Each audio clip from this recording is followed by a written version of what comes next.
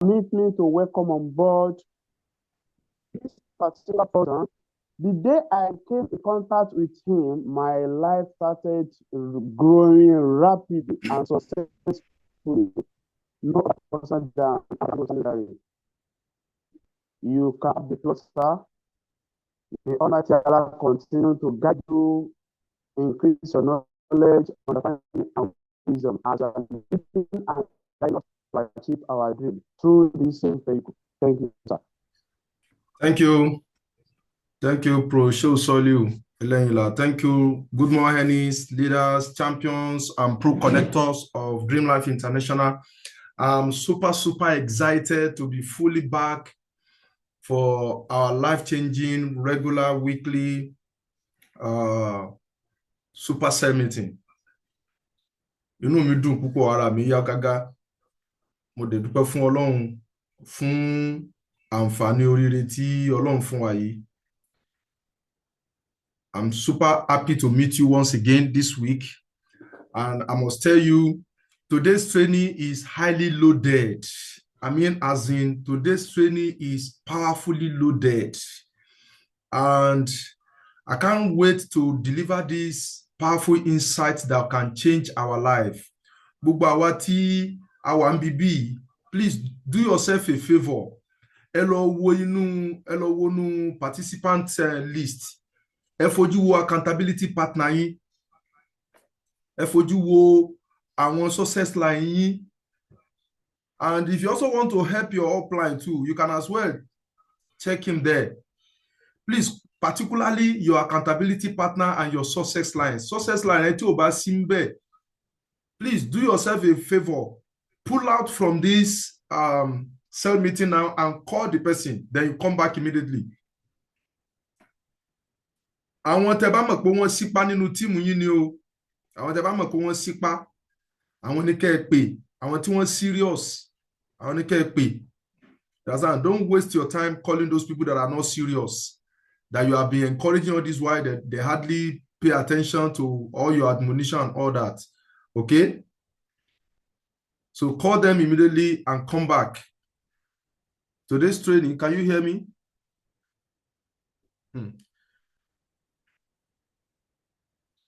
The network you want to say network. Okay. So quickly, I will launch the training. Please pay attention. Make sure you call all your success lines. Call all your success lines that are not here, that are active in the business. Those active ones, those serious ones in your team, call them now. Okay? I'll be sharing my screen right now. And make sure you pay 100% attention. If you have the habit of not paying attention, please make sure you do today. Do yourself a favor. This is a training I am sure by God's grace will change our lives. Even from the title of this training, you know it has to do with change your life. It has to do with change of life. How to create a lasting change. How to create a lasting change. How many of you here would like to experience a positive, lasting change in your life? Type me on the chat box. Mo fẹ́ kí ìgbésí ayé mi yí padà sí dáadáa. Lọ́nà àrà, lọ́nà gidi. Please type me on the chat box. Type me on the chat box. Type me on the chat box.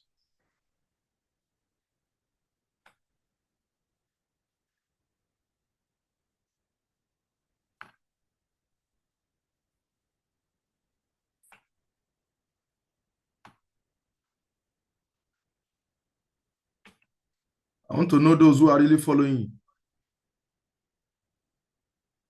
If you have not called your success line that are active, you better do now.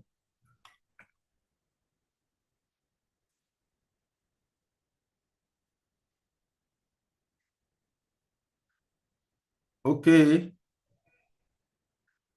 great. So you can see my screen very well.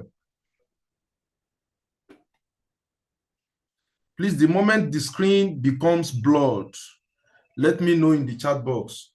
This screen wow, but clear that let me know so that I can restart it. How to create a lasting change. Báwo la ṣe lè ní ìyípadà dáadáa nínú ìgbésí ayé wa tí ó tọ́jọ́, tí ó kalẹ̀. Àṣírí yẹn ni a fẹ́ fún wa lónìí. Tẹ́ bá kíyèsí ọ̀pọ̀lọpọ̀ àwọn èèyàn níbẹ̀rẹ̀ ọdún,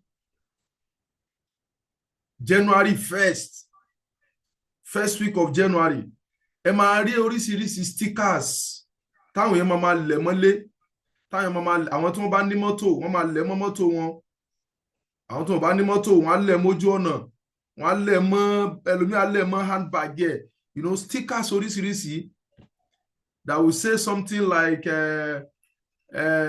year 2025, my year of double success. Year 2025, my year of outstanding greatness. My year 2025, my oríṣiríṣi inspirational, text of change of life. How many of you have been seeing all of those things? If you have been seeing it, type I on the chat box. Just type I. Now, oríṣiríṣi àwọn kìíní yẹn, there are affirmations, positive affirmations táwọn èèyàn máa ń lẹ̀. Ó show in tí àwọn èèyàn ń fẹ́, very good. Ó show in táwọn èèyàn ń fẹ́ kó ṣẹlẹ̀ sáwọn nínú ìgbésí ayé wọn.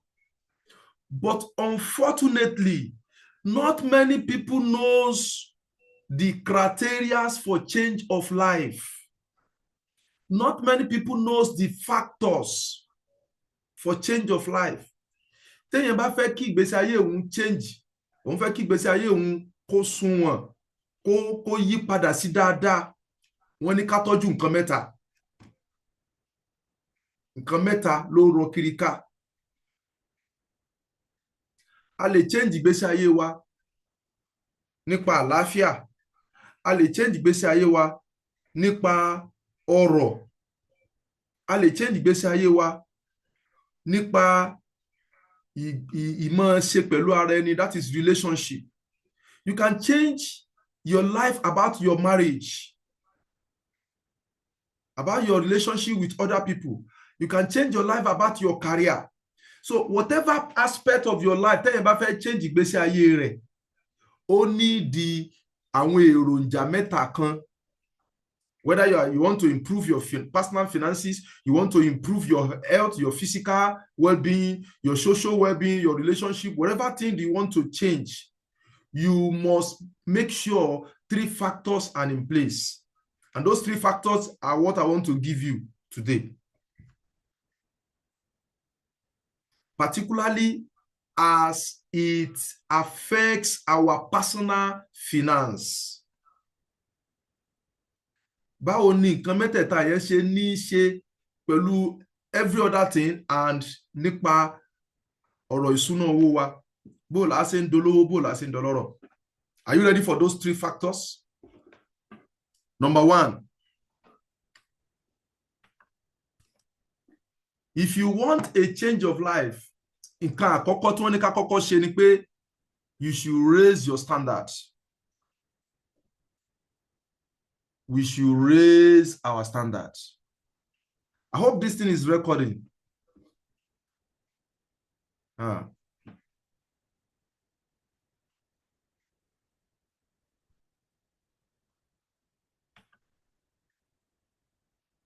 Okay, great. It's recording.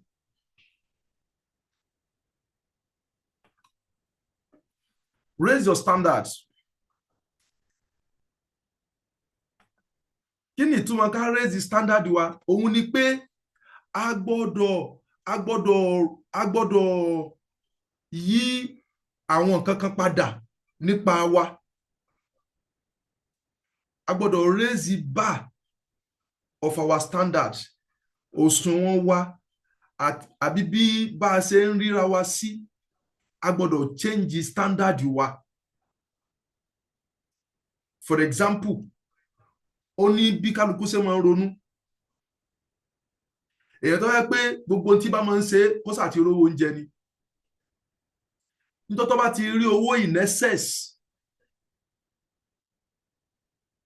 ju tó ti máa ń rí tẹ́lẹ̀ lọ, irú ẹni bẹ́ẹ̀ ó lè má sí ṣọ́ọ̀bù mọ́, ó lè má lọ bí iṣẹ́ déédéé mọ́, nítorí pé ó rí owó kan in excess in a particular time. That is a standard of thinking. Ìrònú pé owó ń bẹ lọ́wọ́ mi nísìnyí láti mọ dára mi láàmú. Standard kan nìyẹn. Standard ẹlòmíì lè wò pé tó mo bá ní owó in excess, ìyẹn ò túmọ̀ sí pé kí n wá jókòó tẹ́tẹ́rẹ́ kí n má ṣiṣẹ́ mọ́, kí n má lọ sí ibi iṣẹ́ mi mọ́, àbí kí n má sí ṣọ́ọ̀bù mọ́. Àṣekún lówó náà, àti pé gan-an bí nǹkan ṣe rí nísìnyí, ó lè mọ́ rí bẹ́ẹ̀ lọ bẹ́ẹ̀ kẹ́ni yẹn kóhun ní ìrònú pé kó tún bẹ̀rẹ̀ sí mọ́ múra ṣiṣẹ́ sí. That is another standard of thinking.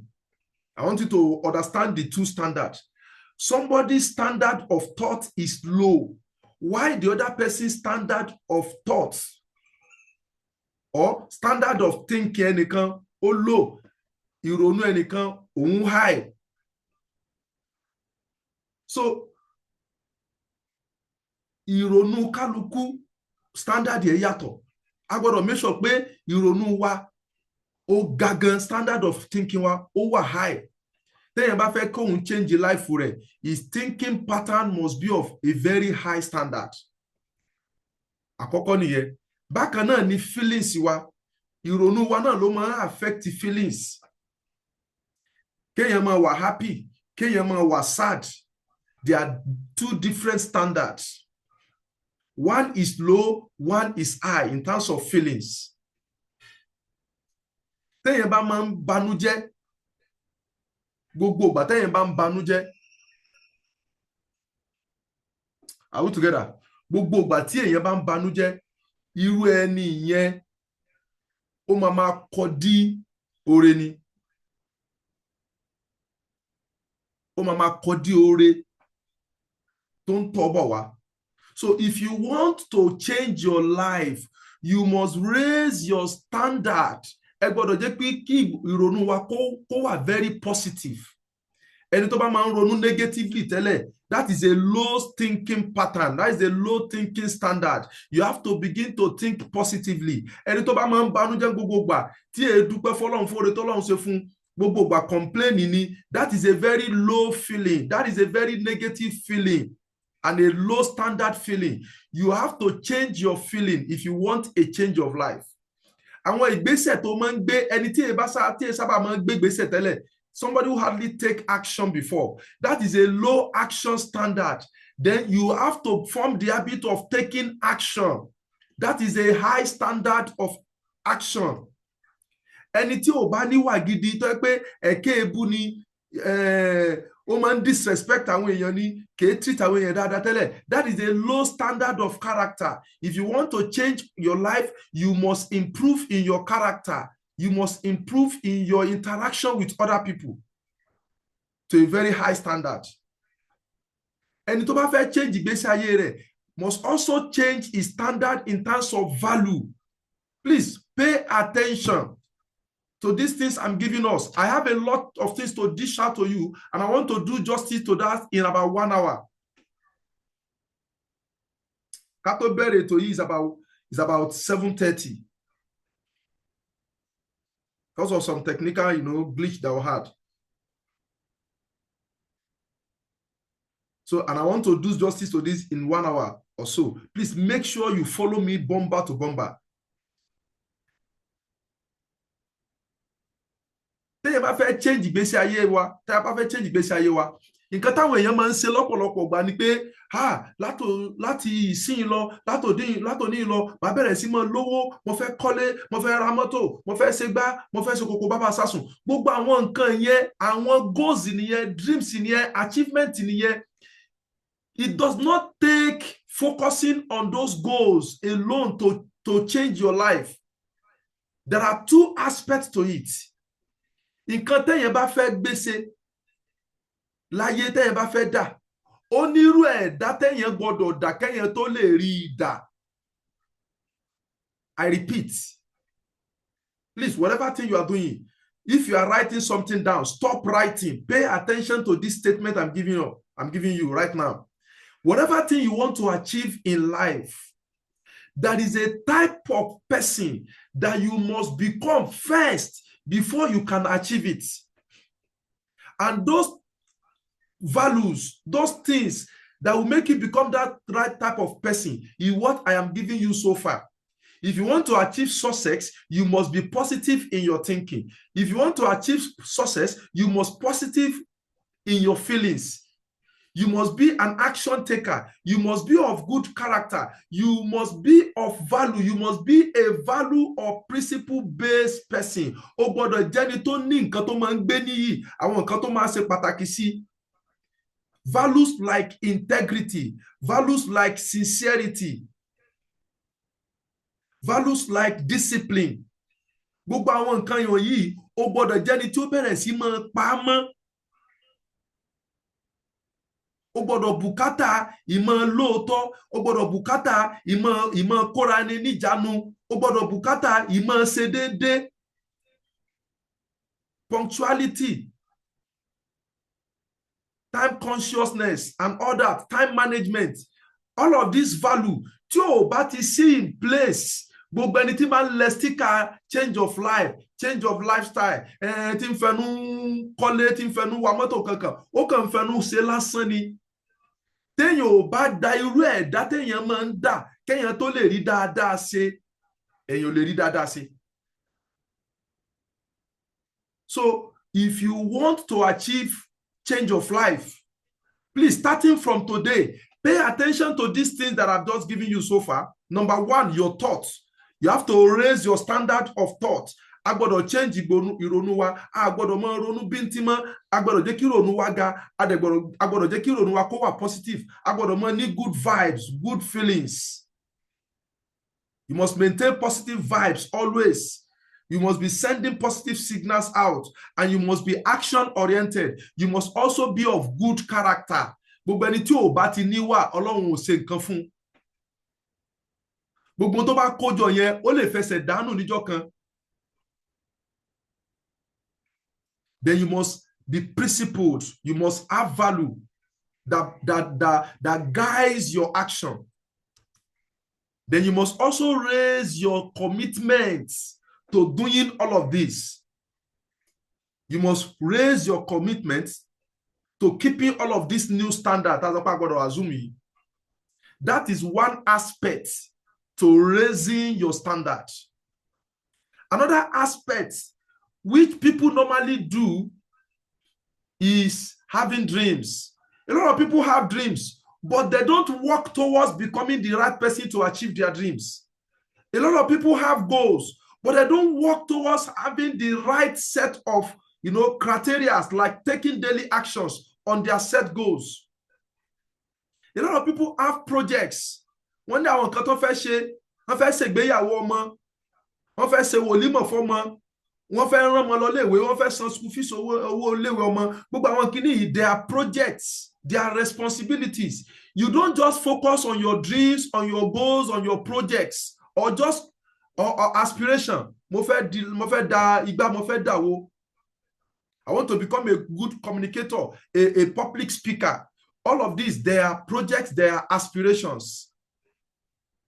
Òun náà ní commitment títí ẹ̀, èèyàn gbọ́dọ̀ commit láti ṣe iṣẹ́ on these goals, projects, this aspiration. But if you focus on these things that are on the left hand, on the right hand side, without focusing on those things on the right hand side of your screen, those goals will not work out.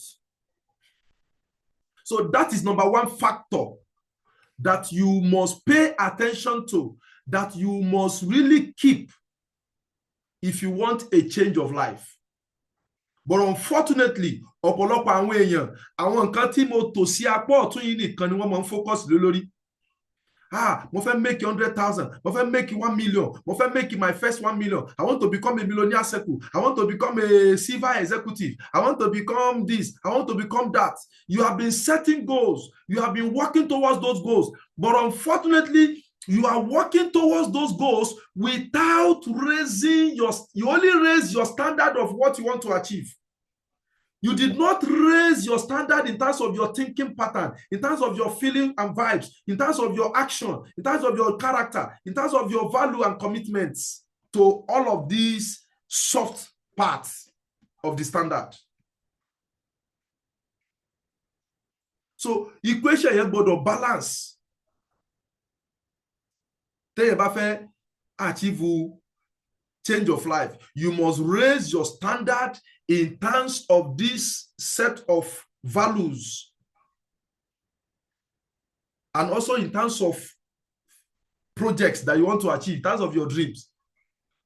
That's number one. I hope that is clear. So, Yewa, if it is clear, please type clear. If it is clear, type clear, sharply, no time. Okay. I need to reshare my screen. That's one thing with these particular design of slides. I will stop using it. Toba say sa o man daru.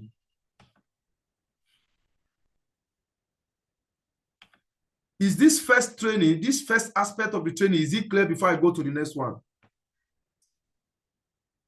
Is it clear? Very good, very good. Thank you. Pro Olashile said clear. Adam Ailabra, I'm Zaruk. Ahmad Zaruk. He said clear. Very good. Clear, clear. Lawa Rolly, I can see those who are really listening, those who are really following me. Okay. Great. Probashu, I can see you. Afodaru Kayat, I can see you. I can see those who are really following me bomba to bomba. Now, let's move to the second one. The second one is change your limiting beliefs. Change your limiting beliefs.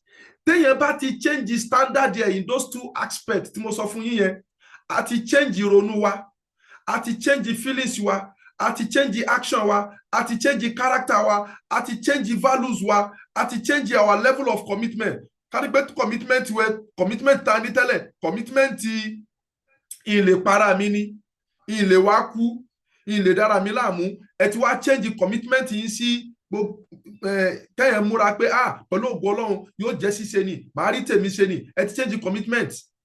Et ti ní goals náà, et láfojúsùn àwọn kan tẹ́ fẹ́ ṣe lórí in terms of your projects. Mo fẹ́ ra mọ́tò, mo fẹ́ kọ́lé, mo fẹ́ make it buy. Et change gbogbo yẹn. Tẹ́ bá raise the standard yín in those two aspects. Mo kọ́kọ́ ṣàlàyé síwájú yẹn. Tí a bá also change your limiting beliefs.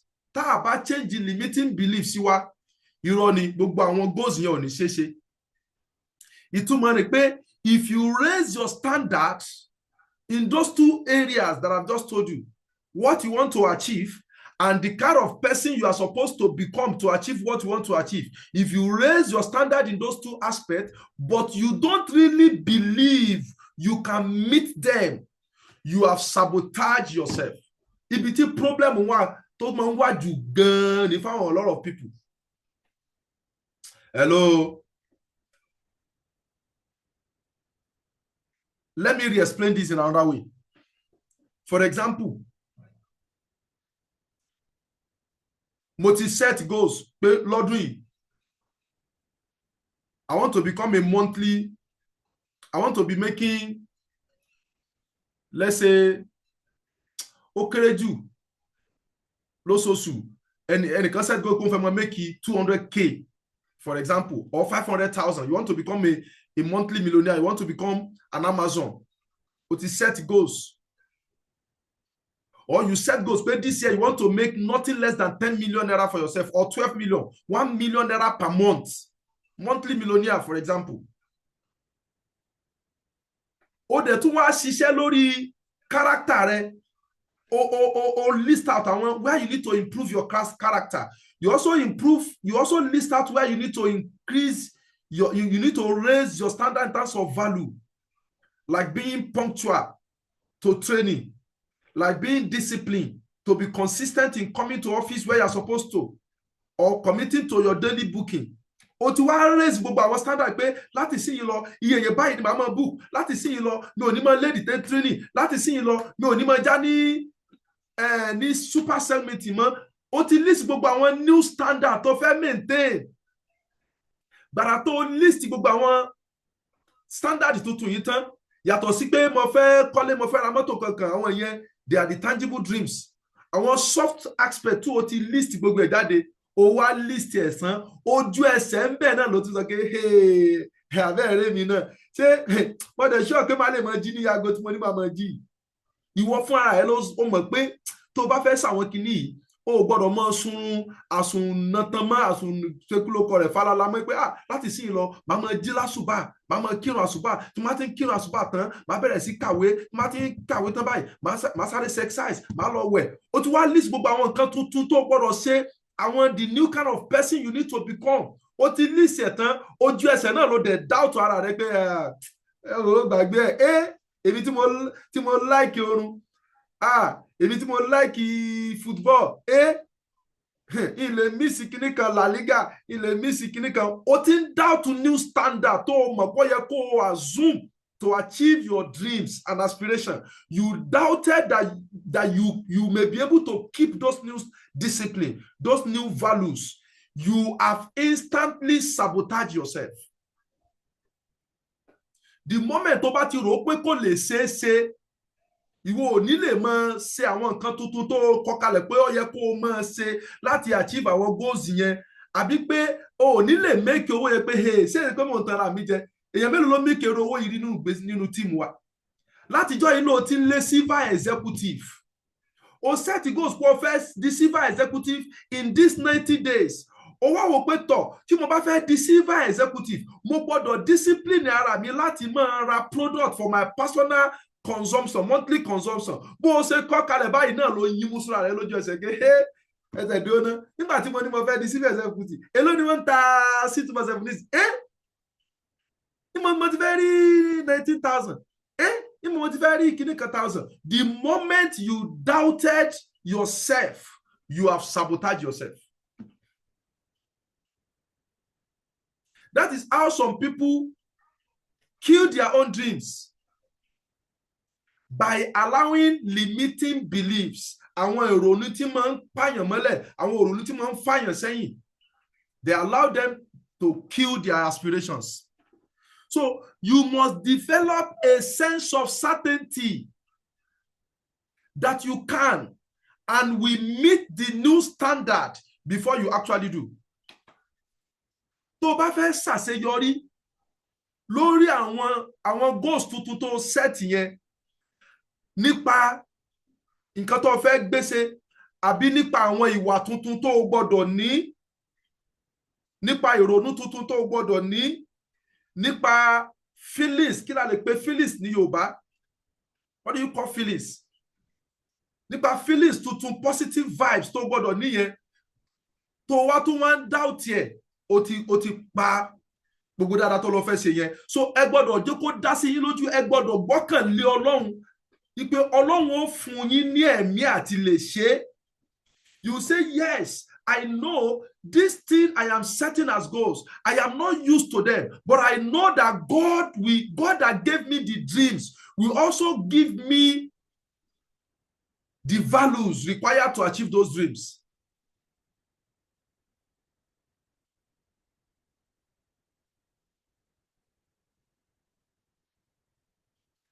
Take a look at this verse in the Quran that says, Inna Allaha la yugayyiru ma bi qawmin hatta yugayyiru ma bi anfusihim.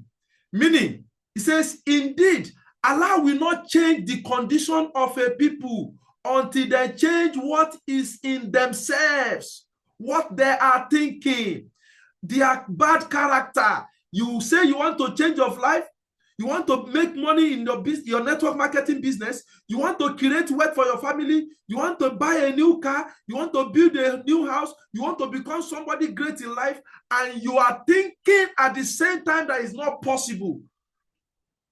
You knew you are supposed to be more disciplined, and you are telling yourself that you cannot keep this new discipline. You knew you are supposed to change your character, and you are doubting that you can change your character. You knew that you need to increase your commitment, and you are doubting that if you could keep this new commitment, you are not really ripe for change of life, because you have refused to change those thinkings that is in yourself. It's a word of God. Those goals you say you are going to achieve, forget it. So it's not enough to raise your standard. You must also believe that you'll be able to keep the standard. Téèyàn bá ní èròǹgbà tuntun dáadáa tó fẹ́ gbé ṣe, ó gbọ́dọ̀ tún gbàgbọ́ pé òun ó rí ṣe. Bí ìgbà tẹ́ ń ṣàdúrà sọ́lọ́run tó wá ń doubt pé sọ́lọ́run lè gbàdúrà yìí ṣá. Gbàgbé rẹ̀, àdúrà yẹn ò lè gbà. Ó ti sabotage ara rẹ̀ lórí àdúrà yẹn. That is the second factor. I hope that is taken. Then I'll go to the last one. If it is clear, if this second one too is clear, please type clear. Type clear on the chat box. If this second one is clear. If it is not clear, just simply type no. I want to make sure everybody understand these three factors. Number one, ẹni tó bá fẹ́ kí ìgbésí ayé òun dáa, yóò change the standard here.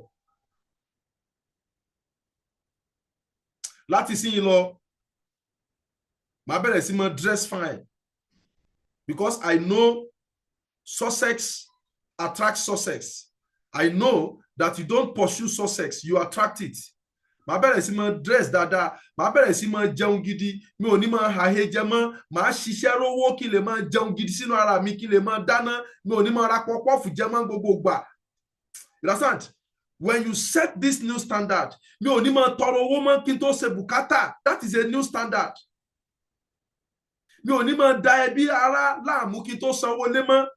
O ti wá set the standard yẹn tán, fún ara rẹ̀ náà ló tó wá wò pé ẹ̀gbọ́n, títọ́wọ́ school fees kọ́ o, tí n bá tẹ̀ mọ́ dáwọn èèyàn lẹ́nu bí tí n bá mọ́ dáwọn èèyàn láàmú lórí oúnjẹ bí tówó lé kọ́ o. Dandan ni tówó lé mo gbọ́dọ̀ mọ̀ pé ìyá alágbájá, mo gbọ́dọ̀ mọ̀ pé dádì mi, mo gbọ́dọ̀ mọ̀ pé ọ̀nkù mi. Owó tèyí ń gara díẹ̀, àbí school fees kìíní kan gara díẹ̀. Ṣé mi nìkan lè dàgbé lónìí gbà lóṣù? The moment you doubted that your new standard, you have sabotaged yourself. I hope it's clear to everybody. Did you have any no? Any no? Any no? I want to be sure that is no no. Is it clear? Very good. Clear or true. Now, last one. You must change your strategy. You must change your strategy. In order to keep your commitment, you need the best strategy. Àkọ́kọ́ náà, lópin ìgbà tí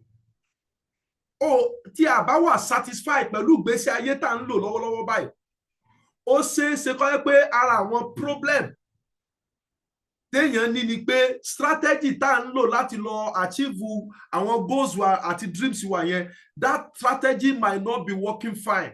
Àbí that strategy may has limitation. And ọ̀jọ̀gbọ́n kan sọ pé insanity is doing the same thing the same way and be expecting a different result. Èèyàn gbọ́dọ̀ máa ṣe nǹkan yọ̀ kan lọ́nà kan lóòrèkóòrè kéèyàn máa retí àbáyọrí tuntun. Lópin ìgbà téèyàn ò bá yí ọ̀nà téèyàn gbà ṣe nǹkan padà, tó pé bá a ṣe ń ṣe láti jọ́hun náà là ń gbà ṣe, kò sí bí àbáyọrí tuntun ṣe máa jáde ńbẹ̀. If you want a new lifestyle, if you want a new financial status, you want a new thinking pattern, you want new value, then you must change your strategy. And listen to this. Network marketing is the cheapest and fastest strategy to escape poverty. If you ask me, ọ̀nà tẹ́mi mọ̀ tó yára yọyàn kó olóko òsì jù, tẹ́mi mọ̀ wàláhì network marketing. I don't know of other ọ̀rẹ́ pọ̀, ọ̀nà pọ̀ lọ́dọ̀ Ọlọ́run gan. There's a lot of success routes that you can follow. There are a lot of success pathways that you can follow. But the one that I know that is the cheapest and the fastest is network marketing. In that way, you are used to. Òun ni kún gbaṣẹ́, like it's showing on this cash flow quadrant. Káwọn èèyàn gbaṣẹ́ gbogbo àwọn èèyàn tó máa fẹ́ sanwó lé ni wọ́n fẹ́ sanwó gbá ni wọ́n fẹ́ sanwó ni wọ́n fẹ́ gbé anything ṣe láyé ni ìtọ́pọ̀lọpọ̀ àwọn èèyàn wà used to òun náà nìkan lọ gbaṣẹ́. In team, the largest population of Nigeria is programmed for is kan lọ gbaṣẹ́. Tẹ́ bá wo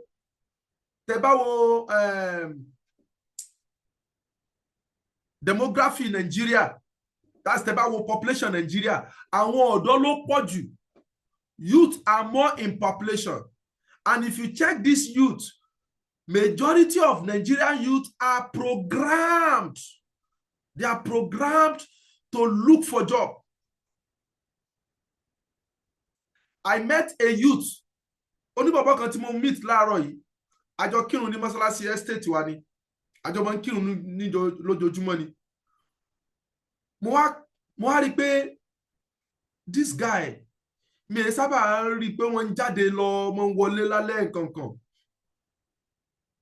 Mo wá béèrè lọ́wọ́ rẹ̀ pé báwo ni ọmọ boy, iṣẹ́ wo ló ń ṣe? Ó ní òun ò rí lè ṣe nǹkan kan. Okay, níbo ló ti parí? Ó lóun ṣẹ̀ṣẹ̀ parí ní Lead City University ni. Lead City University is one of the private university in Ibadan. Very expensive o. Millions ni wọ́n san o. Ìgbà wo ló parí? The guy said he has finished 2 years ago. So 2 years ago lòun parí. And since 2 years, lẹ́yìn ìgbà tó parí service 2 years after, this guy has been idle. He's not really doing something tangible. Mo bá ní okay, so what do you now engage yourself on? Kí wá lòun really fi yíwọ́ padà tó ń ṣe? Do you know what this guy said? He said, wọ́n kàn máa ń ṣàwọn investment here and there, you know, online investment. Money, what kind of investment? He said cryptocurrency. Cryptocurrency. Mo wá ní sincerely yours. Are you really engaged with that cryptocurrency? So really engaged here? Only not really. Only tó bá kàn ti tẹ̀, tó bá kàn bí tap náà ni. Tó bá trade láàrin ìṣẹ́jú mélòó kan. Then I will wait for some hours, like 1 hour, and come back and check. If I lose money, if I gain money, then I will withdraw. Also, so Una said that thing is doing is not really engaging him. That is the case for majority of Nigerian youths. Some people have been there for 5 years. How do you expect this kind of unemployed youths to achieve their dreams in life with this kind of strategy? It's an old strategy that is not working again. Láyé ìjọ òun tẹ́yẹ̀ bá ti ń ṣiṣẹ́, tẹ́yẹ̀ bá ti ń parí iléèwé, iṣẹ́ gidi ti máa dúró dè, mọ́tò ti máa dúró dè, ilé ti máa dúró dè, everything, a lot of allowances. Wọ́n fún wọn ní transport allowance, wọ́n fún wọn ní health allowance, wọ́n fún wọn ní family allowance, so many allowances. Kò sí yẹn mọ́ nísìnyí. So this strategy of being employee is an old school that does not work again in this modern time. You need to change that strategy. I didn't say you should leave your job, but you need to add something. Another strategy that people are used to is self-employed. Káwọn èèyàn máa ta wóróbo lẹ́sẹ̀ títì, àbí kí wọ́n máa tajà nínú ọjà, àbí kí wọ́n ní iṣẹ́ ọwọ́ kan kí wọ́n máa ṣe. You see, this strategy too is also limited. Kò ká responsibility tó ń bẹ lóde òní mọ́ dáadáa. Èèyàn kàn máa jẹun níbi tẹ́yìn bá ti ń fò lẹ́yìn tí máa bà. Níjọ́hun, èèyàn ní bank account tó máa jáwó lára èèyàn. Ó ní ra data. Gbogbo ẹni tó bá fẹ́ bá sọ̀rọ̀, ẹnu ni wàá fi bá sọ̀rọ̀. Ó ní ra recharge card, ó ní ra data. And if somebody is on a distant, location or the bá sọ̀rọ̀, letter ni wàá kọ. And very cheap to buy a stamp. And guess what? Láyé John, tó o bá post the letter, láì fi stamp sí, the letter will go. The letter will still go. The only thing is that it may be delayed. But today, you spend money on recharge card, you spend money on your banks are drawing from you, your DSTV, your GoTV, your children's school fees is heavy, unlike before. Oúnjẹ tí wọ́n gógó, unlike before. And why do you see one source of income? It does not work again in this era. You need to change your strategy. And changing that strategy doesn't mean you should leave your business, that petty business you are doing now. I'm not saying you should leave it, but you need to add something. You need to have a strategy to move from E to B or from S to B. Having a business, being a business owner, you need something that has leverage. Only the ọ̀nà tí wàá gbà máa rówó tẹ́ pé kò pọn dandan kó o dé ṣọ́ọ̀pù kó o tó rówó, kò pọn dandan kó o lọ rìn kó o tó rówó. One thing that is very common on people on the left-hand side of this quadrant, the E and the S, ni pé bó o ṣe ò jẹ́ ni o, ìjọ́ tó bá ti rẹ̀ yẹn báyìí, ó ti rẹ̀ àpò ẹnìyẹn ni, ó ti rẹ̀ báǹkì ẹnìyẹn ni, kò rówó nìyẹn o. Ó lóko ò rówó ni o, ó lọ rìn ò rówó ni o. Tí rògbòdìyàn kan bá ti ṣẹlẹ̀, rògbòdìyàn kan bá ti ṣẹlẹ̀ ní ìlú tó bá gbé báyìí, jíjẹ múmu ti tán nìyẹn o. A lot of people don't suffer gan láyé coronavirus, but during coronavirus I was making hell of money. I made serious money during coronavirus. Some of you have seen it on my slides of my income in 2020.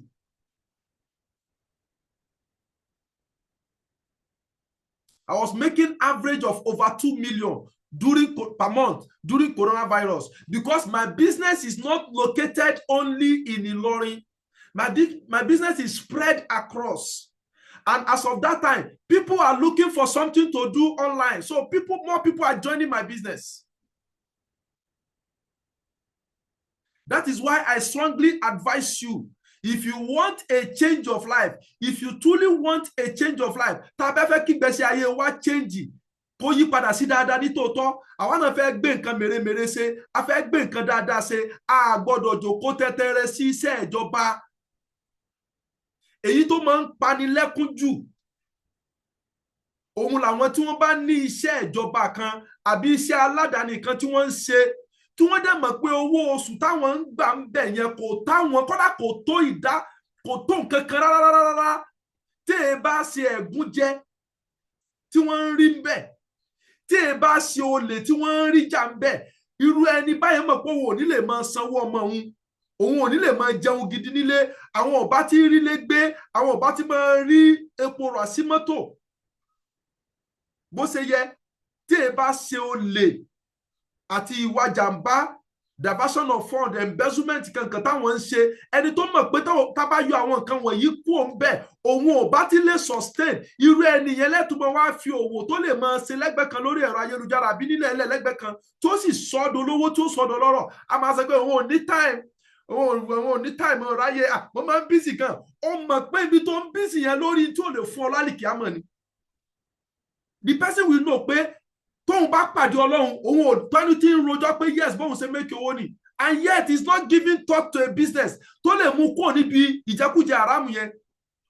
Fáwọn òṣìṣẹ́ ìjọba nìyẹn. Àwọn lómi mọ̀ pé entitlement àwọn kan làwọn ń jòkó lé mọ́lẹ̀ táwọn fi lè ro jẹjẹ, táwọn fi lè rí bùkátà gbọ́. Síbẹ̀síbẹ̀ wọn ò mọ̀ pé ó yẹ káwọn múra sí network marketing business táwọn ń ṣe, káwọn lè yọwọ́ kúrò níbi ìjẹ àrámù táwọn ń jẹ yẹn. Ìyẹn táwọn oníṣẹ́ ìjọba àbí iṣẹ́ aládàáni, àwọn tó ń ṣe sálárì, gbogbo àwọn nǹkan tí ò tọ́ ẹ̀sìn, tí ò tọ́lọ́run ò fẹ́ tí wọ́n ń ṣe yẹn. Ká ní pé wọ́n bá mójútó business ara wọn dáadáa, this network marketing business that will take them to the big quadrant. The moment you are in network marketing, you have taken yourself to the big quadrant.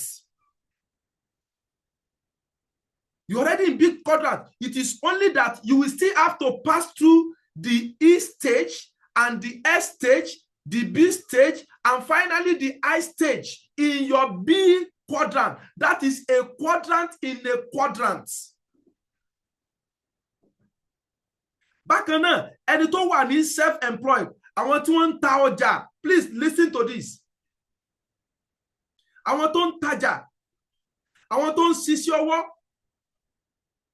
wàláhì, àwọn kan mọ̀ wípé táwọn bá yọ aburú táwọn ń ṣe níbi iṣẹ́ ọwọ́ àwọn kó ń bẹ, àwọn ò ní róúnjẹ jẹ.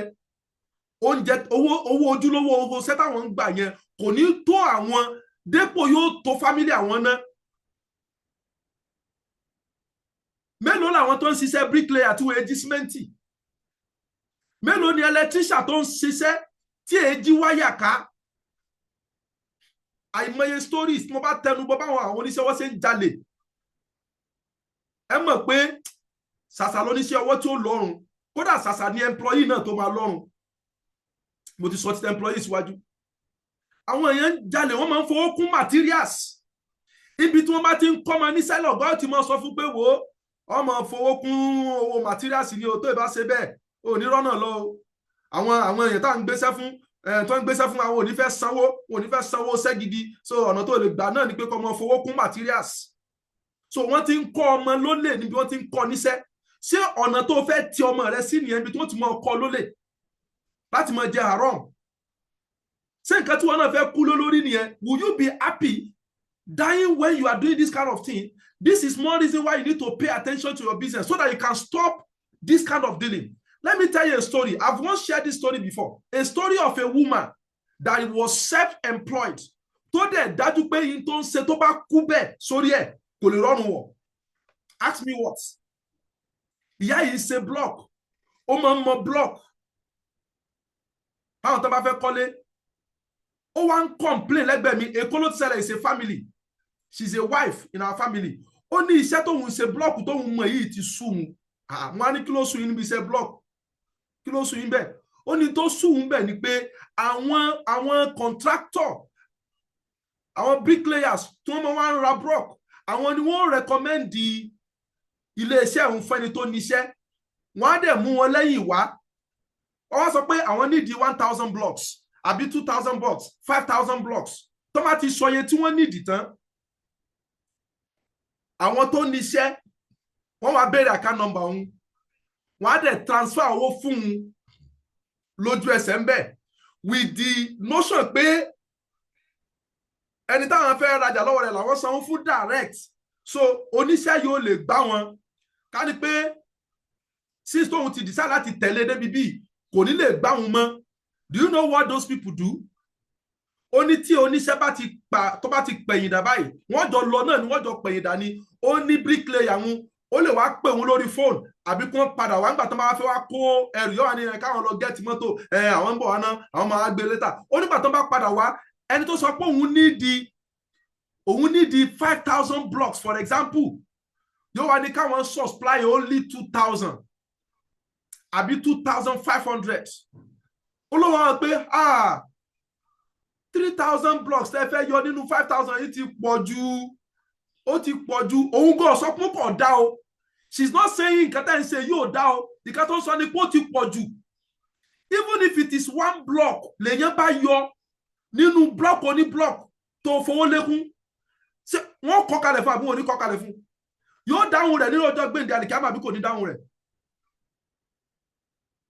So ó ní tóun bá ti lè stand the ground pé rárá o, wọ́n máa wá bẹ̀ wọ́n ipe ẹ dákun, ẹ jẹ́ kí n supply 3,000, ẹ jẹ́ kí n supply 4,000, ẹ tẹ̀ manage 4,000 kẹ́ gbowó, máa dá owó 1,000 padà fún yín. Ó mìíràn pé iye tó bá ní kóun supply yẹn nìkan ni wọ́n máa lò fún oníṣẹ́. Èyí tó bá ṣẹ́kù yẹn wọ́n gba káṣí ẹ̀ ní, obìnrin yẹn máa transfer owó yẹn fún wọn padà ni. Ó ní gbogbo àwọn oníṣẹ́ yẹn ṣe máa ń ṣe nìyẹn. Are you listening to this story? Ó wá ní tóun bá wá score, tóun bá lóun ò ṣe, tó bá ti wá dé ilé-iṣẹ́ ibi ilé meeting tó ti máa ń ṣe meeting, they are going to tell all other contractors, other bricklayers to stop patronizing her. Ipò òun ti ń gbàbọ̀dé fáwọn, ipò òun ọmọ corporate mọ́. Ó ní òun ó jókòó níwájú ṣọ́ọ̀bù ń báyìí lẹ́sẹ̀ títì táwọn ti ń ta block. Wọ́n dẹ̀ máa gbé mọ́tò kọjá, wọ́n máa lọ ra block níbòmíì. Òun ló wọ́n ṣẹ̀ṣẹ̀ tó máa wá pè wọ́n pé ṣé nítorí tó ṣẹlẹ̀ níjó nílẹ̀ lẹ́sẹ̀ wá bínú kankan. Ó ní so iṣẹ́ yìí ti sún un. Ẹ mọ̀ tí mo sọ fún, mo ní mọ́mí lágbájá, ó ní iná lẹ̀ ń jẹ o, iná lẹ̀ ń jẹ sẹ́nu. Lẹ́yìn kẹ́ tètè mọ tọrọ lọ́dọ̀ Ọlọ́run k'Ọlọ́run wá fún yín níṣẹ́ mi tẹ́ mọ̀ ṣe tẹ́ fi lè mọ stand the ground yín. Or better still, you join network marketing business. So there are many people that are employees because of the atrocities, the embezzlement, diversion of funds, all of those vices is what is sustaining them. The same thing with a lot of people that are self-employed. One commit a lot of atrocities. They are doing a lot of things that are not religious, that are bad. When them go le ma won seru ẹni bẹ́ẹ̀, so ó dẹ̀ tọ́ sírú ẹni bẹ́ẹ̀ kó máa sọ pé òun ò ráyè fún business tí ó fi kọ́ bóun ó ṣe máa make owó halali. Please create time for your business. You don't need to lie in network marketing. You don't need to cheat in network marketing. You don't need to destroy people's life in network marketing. In fact, if you do any of these things in network marketing, it's a sure way to fail. The day that you stop doing all of those things, all of those bad things, that is the day you begin to progress really in network marketing. Okay? So, but you must understand, babe, in network marketing, in this big quadrants, you will pass through the E stage to S stage. Time will come, time pe ni E stage. Òun ni ìgbà tó yẹ pé wọ́n mọ̀ fún ọ ní instruction ni, ó ṣẹ̀ṣẹ̀ ń kẹ́kọ̀ọ́ lọ́wọ́ ni, ó tí mọ̀ nǹkan kan nínú network marketing. Kèé ṣègbà yẹn ló yẹ kó ọmọ kánjú owó. You are just barely spent 3 months, 6 months in the business, or even 1 year. Gbogbo iṣẹ́ ọwọ́ pátápátá tó wà, téèyàn bá fẹ́ kọ́ṣẹ́ yẹn, rílẹ̀ gidigidi, ó kéré jù ẹ gbọ́dọ̀ fún ní 1 year. Ó kéré jù nìyẹn. The same thing in the network marketing. Take it to me that you are in your first 1 year, you are in the E quadrant inside your business. I mean, you are in the E stage, in the B quadrant of your network marketing. Network marketing máa gbé yín nígbà tí ẹ fi ẹsẹ̀ kan dúró ní self-employed or ẹ fi ẹsẹ̀ kan dúró ní employee. Tẹ́ bá ti darapọ̀ mọ́ network marketing, yóò gbé yín wá sí B quadrant. You become a business owner. Ẹ̀yin náà máa control èrò, ẹ máa ṣiṣẹ́ pẹ̀lú ọ̀pọ̀lọpọ̀ èrò. That is leverage. Tẹ́ bá dé stage kan nínú business yìí ó máa fún yín lówó dáadáa. Àmọ́ tẹ́ ẹ bá ṣe ẹ̀jẹ̀ ni, tó o bá ṣe seminar, tó o bá ṣe business launch, tó o bá ṣe registration fún ara rẹ, o ní máa rówó. You have shifted from E stage to S stage in your B quadrant. Tẹ́ ẹ bá ti ṣe business débi pé ẹ bá yàn sọ̀rọ̀, ẹ register yẹn o, owó máa ń drop sórí DTC yín, ẹ ti dé B stage in the B quadrant. Tẹ́ bá ti wá bá business débi pé business yìí wá ń fún yín lówó gidi ní B quadrant, you are supposed to be reinvesting certain percentage back in your business, at least 10% to 20%. You are supposed to be reinvesting it back into your business. You know what will make in B quadrant? If you are in B quadrant, match sales bonus, step bonus, unilevel bonus, and UPP, Unipay plan bonus. Àwọn bonuses yìí ó require kéèyàn máa ṣe PMC tó bá fẹ́ hẹ́ni ẹ̀.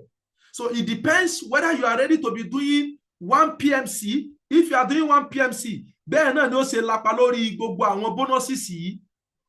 Tó bá ṣe double PMC, owó rẹ̀ máa shoot up sí. Tó bá ṣe triple PMC, your your step bonus, your level bonus, your Unipay plan will increase. Bẹ́ẹ̀ bá ṣe wọ́n rí owó yìí, you are supposed to be investing in personal development. Máa fowó ra ìwé, máa fowó ra data tó máa fi attend the training like this. Máa fowó attend the millionaire school. Máa fowó attend the conventions. You get to a stage in your business beyond all of this one, Timoso, you are supposed to be buying courses by yourself. Anything, any course that if you acquire it, it will help your business. Please pay money for Wora. Some people are not really conscious about investing in themselves and investing in their business. Many of you here who can design Canva posters that I gave you training on some time ago. Do you know how much I bought that course? Only 1,000 naira. 1,000 naira. And today, that training is helping us in our business. 1,000 naira. How many times have you seen some advert of some training online that is costing you as low as 1,000, 2,000, and yet you ignored it? you fail to register for it, and you know that training can help your skill, can improve your skill, and you can apply it in your business, please, you need to increase your standard. Are you following? If you are following, type yes, yes.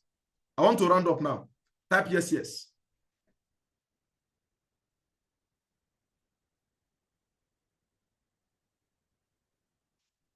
Great. You see, that kind of training is now 5K to 7K.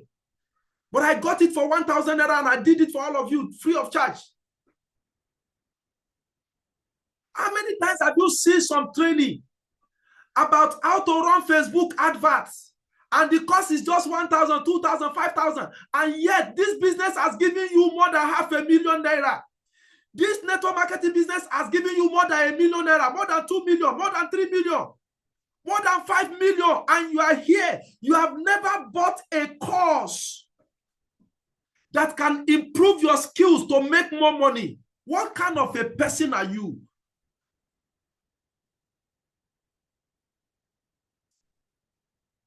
It means you are like that person that has a dog and a Catholic pepeye. Pepeye yi, o ma wa yi ẹyin fún. Tí pepeye bá máa yi ẹyin, kì í ṣe ẹyin lásán ló máa yé.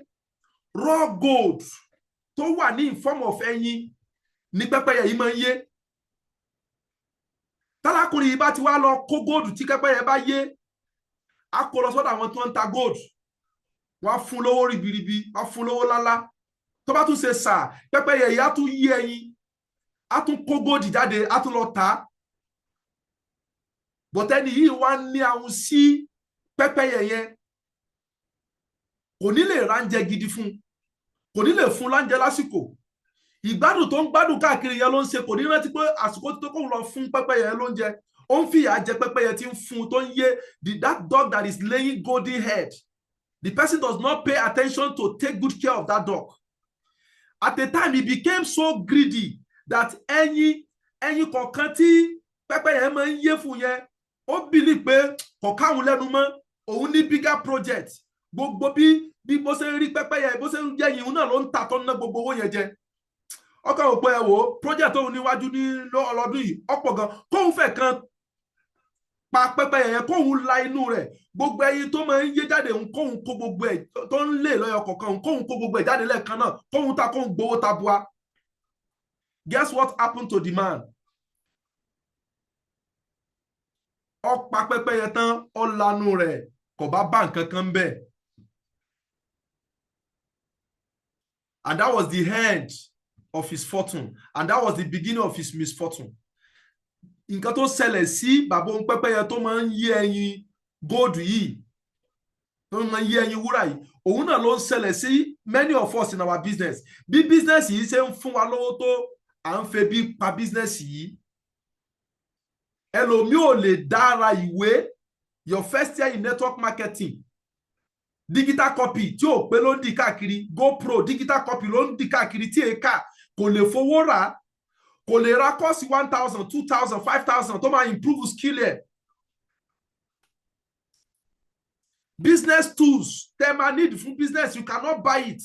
You can't buy invest in a good phone for your business. You cannot buy a laptop. You cannot buy a projector. You cannot do anything. Ordinary tools of tracker, some people cannot buy it. Modus operandi. Nítorí pé mentality tí ẹlòmíì ní, ìjọ tó ra modus operandi rẹ̀, ó rọra rà ni, kò rà ní tùbínùbí, kò fìdùnnú rà, kò fẹ́ ayọ̀ ra pé irinṣẹ́ gidi tó wà pa yìí, Ọlọ́run ṣeun tí irú kìíní wà, òun náà rà, kò finú fẹ́ dọ̀ rà. Níjọ́ tó bá ti wá register àwọn èèyàn, tó bá ti sọ fún wọn pé manual, bí tá bá ti sọ fún wọn lórí stage wípé manual, àwọn ènìyàn wá ní manual tí wọ́n sọ yẹn kan, wọ́n ní sẹ́lẹ̀ rà nísìn. Nítorí pé irú ìrònú tó ń bẹ lára lórí títí ẹ̀, á wá transfer rẹ̀ sẹ́ni yẹn. Ẹni àwọn gbé lóòótọ́ ni o, 5,000 náà lówó tí ń bẹ lọ́wọ́ mi, tí wọ́n bá yọ 3,000 bẹ́ẹ̀ ní sí 2,000 péré ní ó ṣẹ́kù, má dẹ̀ wọ́kọ̀ lólé. Ẹni àwọn gbé wo ìnílé rà lónìí. Downline yẹn wá lọ without buying modus operandi. Kò dẹ̀ ní rán létí mọ́ nítorí pé ìgbà tó òun náà ra títí ẹ̀, àbẹ́ òun gan ọ̀tẹ̀ rà rárá, òun gan máa ń yálò ni. So the same thing, that the same kind of low standard here, transfer as our business planner, our business partner, and that way his business will go down. The person doesn't have a strong business because he cannot invest money in business tools. He cannot invest money in personal development. He cannot invest money in advanced courses. Who says you cannot buy what is it called? Course from Eric Worre. As far back as from year 2000. Sorry, say 2000. Year 2020. Yes, 2020. As far back as 2020, ni mo ti máa ra courses lọ́dọọdún from Eric Worre. I will pay 130,000 naira, $100. Nígbà yẹn, now is about 150, 160,000 naira. Every year, I buy these courses and I make it available for my team member for free. How many of you can invest in that kind of advanced courses? Haven't you seen some courses that can improve your network marketing skills? Haven't you seen even some advert that when Nigerians say, Nipa, how to improve your network marketing, and they say you should pay just 1,000, 2,000. Try to experiment on some of those things. Invest in your business, for God's sake. And the last one about investing in your business is personal office. Some of you here, you are already ripe to own your own personal office. But because you refuse to sacrifice that money, you refuse to live up to that responsibility, you continue to limit yourself. Some of you are just beginning to start this business. I'm not saying you should go and get a personal office, but start from investing in books. Start from investing in data to attend training. Start from investing in paying money, even paying money for some of your success line to attend millionaire school. You can invest money on prospect. We are going to start a new practice now. Hello? Gbogbo àwọn prospect tó bá tẹ́ bá ti wá tẹ́ ti ṣe ìdánilẹ́kọ̀ọ́ fún rí tí wọ́n dẹ̀ show seriousness, particularly tó yẹ pé youth ni wọ́n, ó dẹ̀ follow training rẹ̀, but kò lówó lọ́wọ́. Please invest in them. Buy ticket for millionaire school for them. You can be giving yourself target. Pay every millionaire school. Mama sponsor at least 2 or 3 prospects that have already exposed to my business presentation. Every month, you can say, I will be investing 5,000 to my business through millionaire school. Mama sponsor 5 prospects.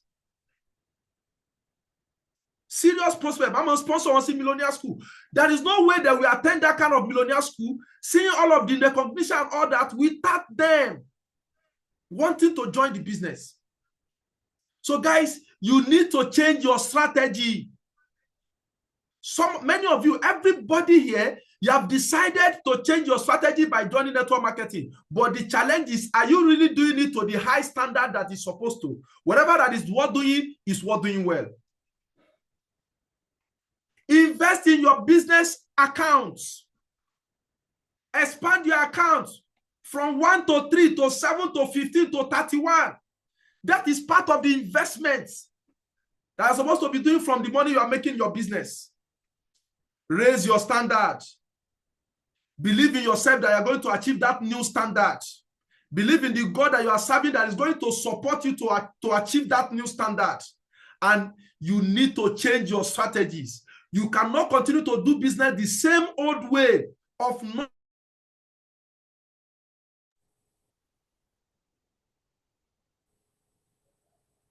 Please, if everything I've explained so far is clear, type yes, yes. Type yes, yes. If you know you have decided to raise your own standard, that's an assignment for you. Today, Kato Suloni, and make sure pé ẹ jókòó ní the reading table, your thinking table, nílé in a corner, lock yourself in a one silent place, and raise your standard. Pé láti sí lọ, àwọn kan tuntun mo fẹ́ ṣe ni, irú èyàn tí màá jẹ́ nísìnyí, màá máa wà discipline, màá máa wà committed to my business, màá máa ronú, màá jẹ́ kí ronú mi máa sunwọ̀n. I'll be doing the right thing. You understand? Set this new standard for yourself.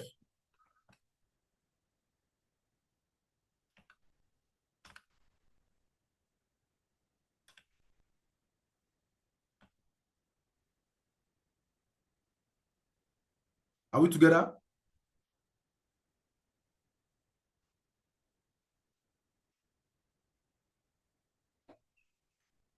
I'm coming. I want to reset my...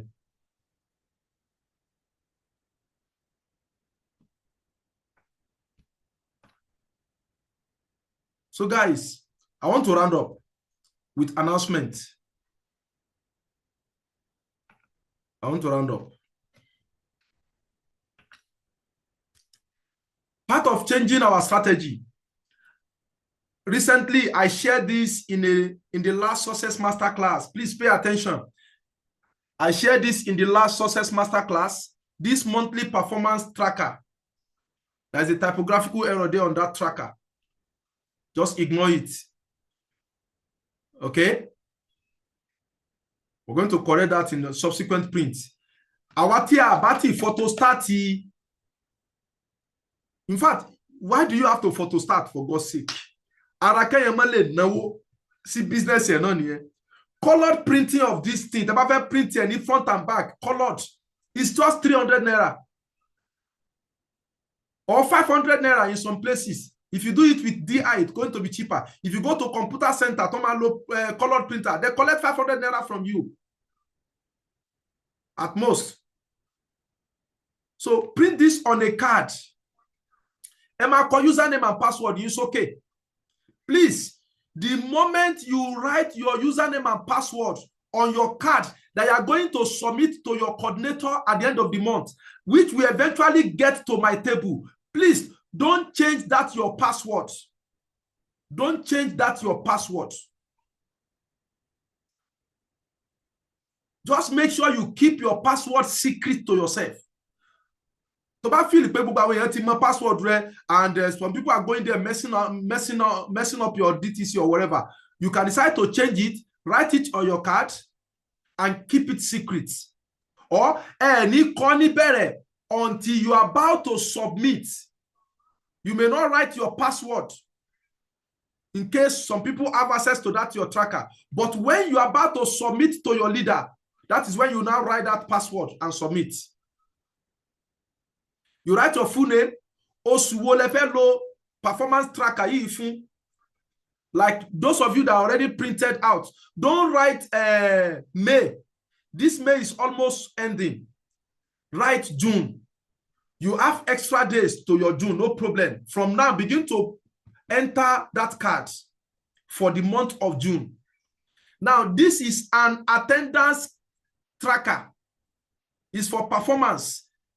Tracker tamanlo fun training, that SMO tracker is to track training, but this one will track performance. Hello? Ẹnikẹ́ni tẹ́ bá ti fi business hàn tó ti gbọ́ dánilẹ́kọ̀ọ́ àwọn ẹlẹ́mọ̀ máa kọ orúkọ wọn síbi bí àti date jọ tó gbọ́ dánilẹ́kọ̀ọ́ yẹn. Ká ní pé fídíò lẹ bá send sí ẹni yẹn. Òun náà ti gbọ́ dánilẹ́kọ̀ọ́ nìyẹn. Ẹ máa kọ orúkọ rẹ̀ síbi àti date jọ tẹ́ send fídíò sí àti phone number rẹ̀. The next thing I expect kẹ́ máa ṣe fẹ́ nìyẹn. Òun ni láti continue láti máa ṣe follow up on all of this set of trainings. Téèyàn bá attend the BOM. Ká ní pé prospect mẹ́ta ló attend ló jẹ́ prospect yìí tó attend the BOM lọ́fíìsì níjọ́ yẹn ẹ máa korúkọ àwọn mẹ́tẹ̀ẹ̀ta in addition to ẹni tẹ́ send the video sí ó ti di èèyàn mẹ́rin ní ìjọ́ kan ṣoṣo ẹ send the video sí yàn ẹ dẹ̀ ti chat ẹ̀ up ó lóun ti wò ó tán ẹ kọ orúkọ rẹ̀ sórí káàdì yìí àwọn mẹ́ta wọ́n attend the physical training ẹ kọ orúkọ rẹ̀ sórí káàdì yìí tẹ́ ẹ bá ṣe business launch fún àwọn prospect rẹ and they are 20 in number for that day tẹ́ ẹ ṣe training yẹn ẹ fi tracker yìí ṣe attendance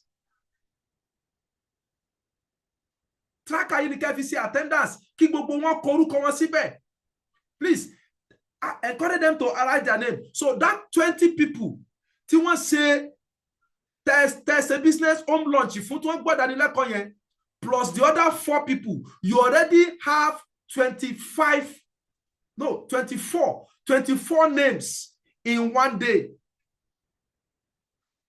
The only thing is pé date kan náà ni gbogbo wọn máa gbé báyẹn.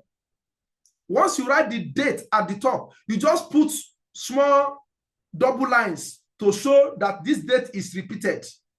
Ẹ ti mọ sign here. Something that looks like a quotation closing mark. Quotation mark. I can enter it to show that this date is repeated up to 24 number. Lọ́jọ́ kan. Tó bá tún di ọjọ́ kejì. Tó bá ṣe one-on-one pẹ̀lú yẹn. Ẹ ṣe presentation fún using that canvas tá máa ń lò yẹn. Àbí ẹ ṣe presentation fún lórí ìwé, which we call gapping. You grab a pen and you do presentation for somebody. Ẹ máa korúkọ ẹnìyẹn náà sí orí tracker yìí.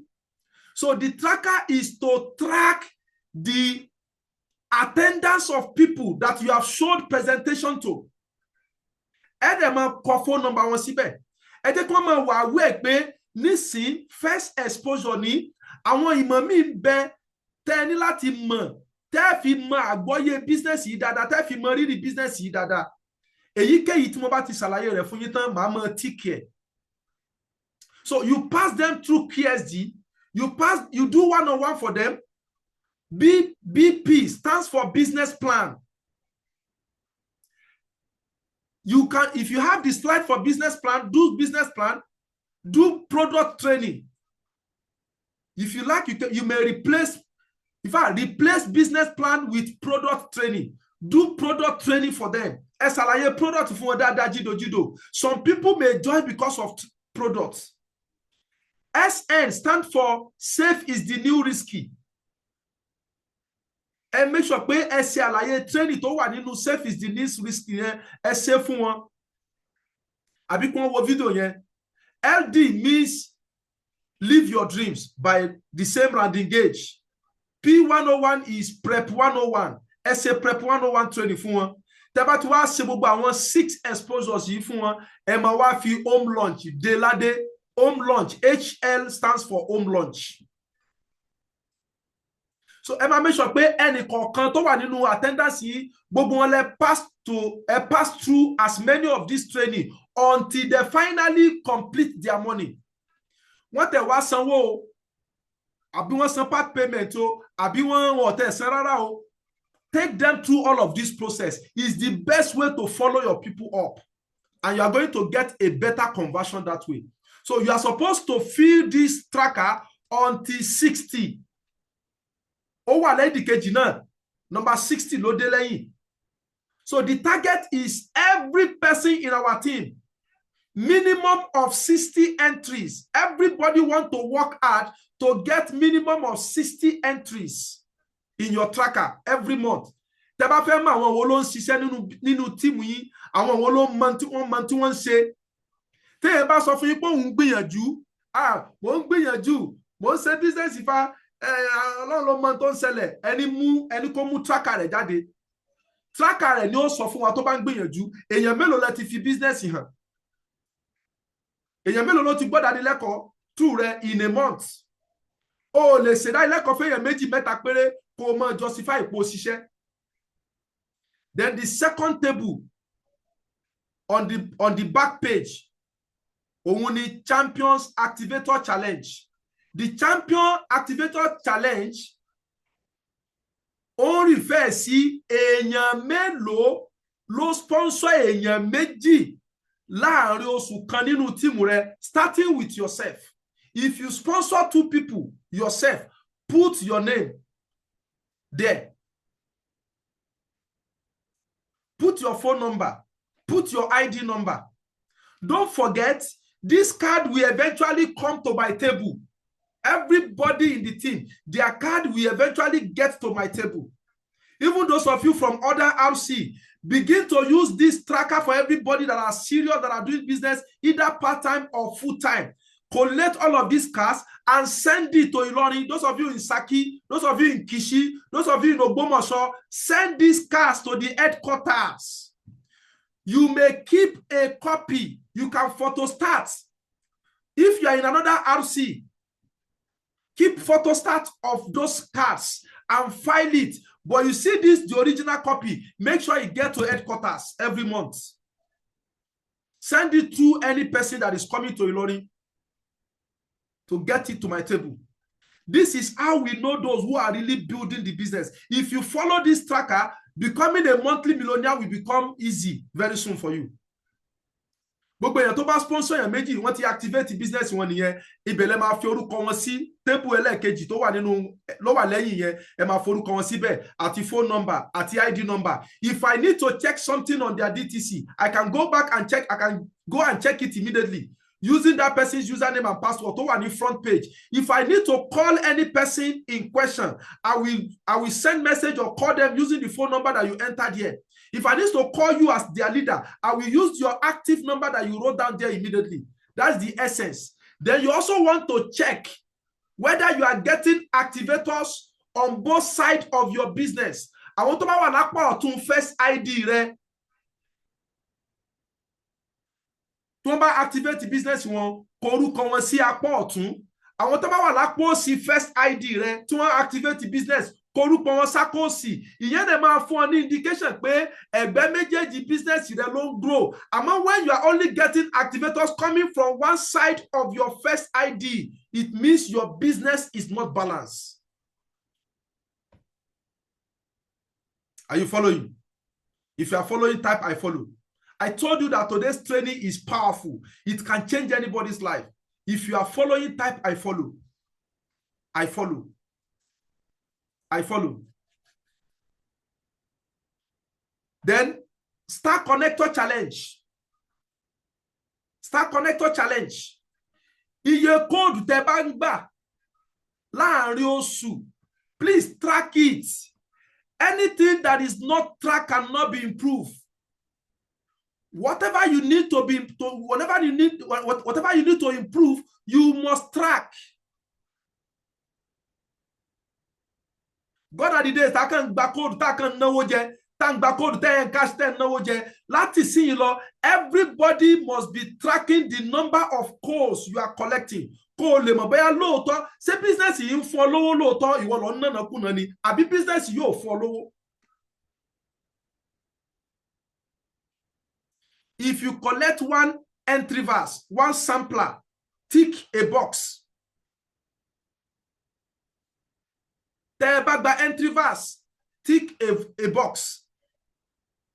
Tẹ́ bá gba new verse, new verse, tick a box, because sampler package, entry verse package, àti new verse package, the three of them has one matching. So it's as good as one code, particularly Nivas. The package only 100,000 naira here. Matching on your colony. So èyíkéyìí táwọn èèyàn bá gbà nínú team yìí, bóyá sampler ni, àbí entry verse ni, àbí Nivas ni, box on your calematic. Tó bá gba Nivas mẹ́ta, box mẹ́ta ni wàá tick. Tó bá gba Nivas méjì, àti entry verse kan, box mẹ́ta náà lè máa tick. Mo lérò pé yẹn ti yé wa báyẹn. Tẹ́ bá gba Technovas, package only 129,990. Matching méjì nìyẹn ní. Lóòótọ́ máa fún yín lákàntì mẹ́ta, but kìí ṣe kóòdù mẹ́ta ni, kóòdù méjì ni. So you tick 2 boxes for that particular day. Ìjọ́ tẹ́ gbà yẹn, ẹ kàn tick boxes méjì. If you collect megavas,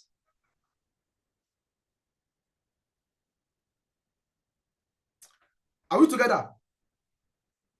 Digivas rather. If you collect Digivas, Digivas is account of only 259,990, almost 260.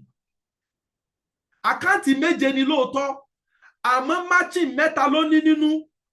So code mẹ́ta ló dúró fún yẹn is as good as 3 codes. So you will tick 3 boxes. Ẹ kàn mọ́ famaki sí ni. You tick 3 boxes. Your goal, your focus is Báwo mo ṣe fẹ́ tíìkì gbogbo bọ́ọ̀sì tó wà lọ́ndà Star Connector Challenge? Báwo ni mo ṣe fẹ́ di Star Connector lóṣù kan? Tick as many of the boxes as you are collecting code in your team under you.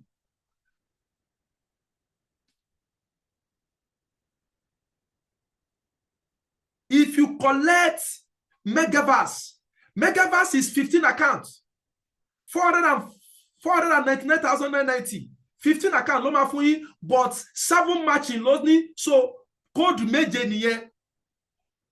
Boxes méje lè máa tick léra wọn ìjọ tẹ́ bá gba Megaverse kan.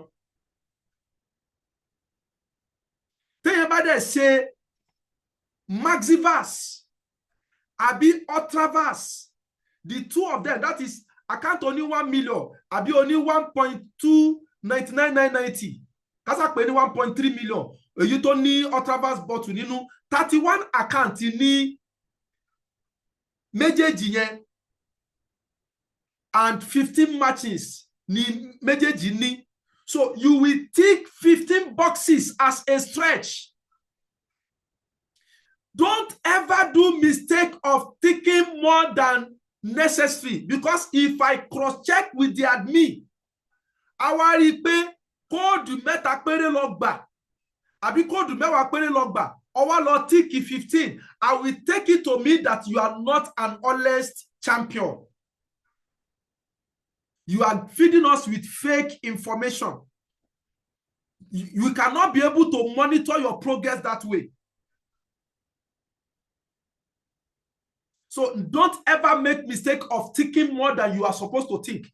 We are not going to take it to make a mistake. You know, say, I'm going to take it to me that it was deliberate. So be careful when you are ticking. That's why I'm taking my time to explain how many boxes you need to tick for each of the verses. For a sampler package, you tick once. For a entry verse package, you tick once. For Niverse package, you tick once. For Technoverse package, only 100,000 naira. You tick once. Niverse package, only 100,000. You tick once. Technoverse, only 129,090. You tick twice. Digiverse package, only 259,990. You tick thrice. Telematic code meta niye. Mega package only 499,990. That is 15 account. Telematic buy. For any of the Ultraverse or Maxiverse, you will tick 15. 15 codes. Lobade 15 matching. Lobade.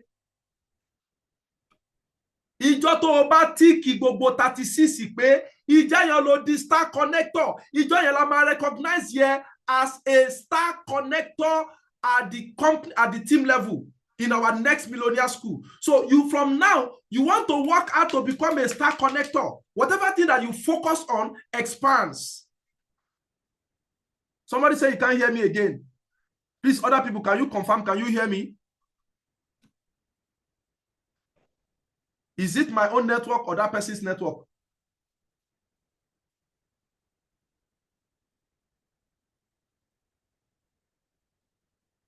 Okay, people can still hear me. Please check your network. Please check it. Lastly, section kan ní champions partners created. Hello.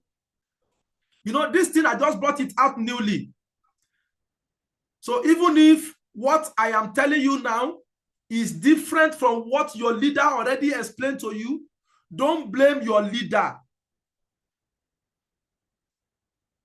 It is because even myself, I've made mistake in some explanation I've given in the past. An idea doesn't come completely formed. So just take this one I'm giving you. And please, I am going to post this training on our channel, our YouTube channel. Make sure you go back to watch it so that you can understand better. And make sure you ask all your success lines that are not on this training to go and watch it. So the last aspect that has this table, champions partners created. Champions partners created. Champion's partner. Láti sí lọ, a champion partner is a partner or is a champion to complete the cardiac in a month. Ẹni tó bá complete the cardiac, that is 60. Or expose the business when you're 60. The easiest way tẹ́lẹ̀ mọ́ fi ṣe tó fi máa pé ní ká ẹ máa kó èèyàn jọ láti ṣe seminar fún wọn lẹ́ẹ̀kan náà. Ẹ máa wá lo káàdì yìí as their attenders. Let people use their own hand to enter it and their phone number there to make the job easier for you. Or if you think they're going to mess your card up, you want your card to be very neat, they can enter their name on an attendance. You will not transfer it with your own hand. I think it's better. That is better. So, Entopapeki, the champion partner in a month. Oma make sure pay 60 entries. If you want your 60 entries to be complete, you cannot rely on office presentation alone because that office is currently limiting us. But capacity office here will be 45 long. Then only gbogbo ama wa pin mo bo la se fe se to ma fi pe afi ke ma se extra work, launching business, launching as many business for yourself and your team members, participating in experience meeting, participating in Virago project, participating in a team-wide project. Gbogbo bí káàdì wo ṣe máa pé nìyẹn. So ẹnikẹ́ni tí káàdì ẹ̀ bá kún lọ́ndà tíìmù rẹ ni o. Ẹnìkan mú káàdì ẹ̀ wá, ó dẹ̀ fill 60 entries. Ìwọ náà dẹ̀ mọ̀ pé lóòótọ́ ni 50 entries yẹn, ó mọ àwọn ìgbà tó ṣe àwọn seminar yẹn, ìwọ náà ń fọkàn bá lọ, wàá kọ orúkọ ẹni yẹn sínú káàdì rẹ pé ẹni yìí is a champion partner for that month. Pẹ̀lú phone number rẹ̀. Then ẹlòmíì èèyàn tó fi business hàn lóṣù ó lè ju 60 lọ. Ẹnìyẹn máa lo extra cards for that month. So irú ẹni tó lo extra card yẹn a fẹ́ mọ èèyàn mélòó ló lékún lórí 60. That is why you put total showings. Total showings against that person. Tí èèyàn rẹ̀ kọjá 60. Èèyàn tó bá fi business hàn èèyàn 100. Òun máa ẹ máa kọ 100 síwájú síbi total showing rẹ̀ fún. Èèyàn tó bá fi business hàn èèyàn 200. Ẹ máa kọ 200 síbẹ̀. And you, the leader, will be able to confirm pé lóòótọ́ ni champion under mi yìí ṣe business yìí. Tó bá ti ń lọ event, tó bá ti ń dé, èèyàn mélòó ló wà bí event yìí yẹn, èèyàn mélòó ló wà bí kíní, ẹ mọ̀ track ẹ mọ̀ bẹ́ẹ̀ lọ́wọ́ wọn, so that ìgbà tó bá submit káàdì fún yín, tó bá parọ́ ẹ ti mọ̀. Then the total sign up, èèyàn mélòó lẹ́ni yẹn pàpà sign up lóṣù yẹn, you put it. That is how we know the highest inviter of the month and how you will know the highest recruiter of the month that we are going to be recognizing in Millionaire School, the next Millionaire School. So as from next 2 months, as from July, our Millionaire School recognition is going to be bam. You'll be surprised how a lot of people are going to really be highly decorated with a lot of recognition and accolades. But based on the setup, láti sí wọ ending of June ni taba enter sínú káàdì yìí tell them make sure pé ó pẹ́ jù the first week of new month káàdì rẹ ti dé orí table mi. You must call your whoever you need to call your upline láti confirm if your card has eventually get to my table for the recognition in the next Millionaire School. And láti sí ìlọ Millionaire School tá mọ̀ ṣe ẹ jẹ́ ká máa make sure pé ẹ invite àwọn prospect wá sí Millionaire School. Sell the Millionaire School to them. Tẹ́ ẹ bá tẹ̀ tí ìrówó láti ṣe registration. Ẹ wá gbọ́ ẹ̀kọ́ bó lè yẹn ṣe ń di millionaire ní Millionaire School. 1,000 naira péré ló máa ná yín. Sell it to them. Encourage them to attend Millionaire School. If you think somebody does not really have the money and you want to invest in their life, you believe in their future, you can invest 1,000 naira on that person to sponsor their millionaire school. So millionaire school, our target is to be increasing in number. We want to ensure that every month we are increasing to 200, 300, 400. Millionaire school record 1,000 participants. And we're going to start a new practice. Hello. We're going to start a new practice in July Millionaire School. And that practice is to give out free code. Is to give out free code to champions. To ba attend the Millionaire School. Yeah. Ticket wa mama ni number as from July. But I want to back free code. Yeah, to ba win free code. Yeah, at June. Ni wọ́n ti àti sí láti ṣiṣẹ́ rẹ̀. Iye èèyàn tó bá ní ticket. Lọ́wọ́ tó fi attend the Millionaire School yẹn, a máa ṣe raffle draw. When we pick one ticket and it tallies with your number, you may go home. In fact, not may. If you pick a number and it tallies with your number, you will go home with a code. You can use the code to expand your account. You can use the code to register for your children. If it is your prospects, pick your code where. We are in some part payment. Lower koti sanwo pe abi ko teti sanwo rara. E wa encourage you attend the Millionaire School. That person will get a code to my registration for free. So please make sure you are entering all of these things very well. It will tell on your business. Then finally, a low make. How much did you make in that month? Enter the total here. If you lie about it, we will confirm it from your DTC. That is why we are asking you to write your username and password in the front card. And please, don't write it until you're about to submit. In case you don't want to expose it, everybody may have access to your DTC. But the moment you're about to submit your card, write it and give it to your leader. Everybody should submit their performance tracker through their coordinator. It is the coordinator that will submit it to me at the end of the month. And every tracker must get to my table by the last Saturday of the first week, the first Saturday of the month. By the first Saturday of the month, of a new month, every tracker must have gotten to my table. Then from there, we collect the names of people we want to recognize in our next Millionaire School. Millionaire School, I'm our Lagbaragonisi.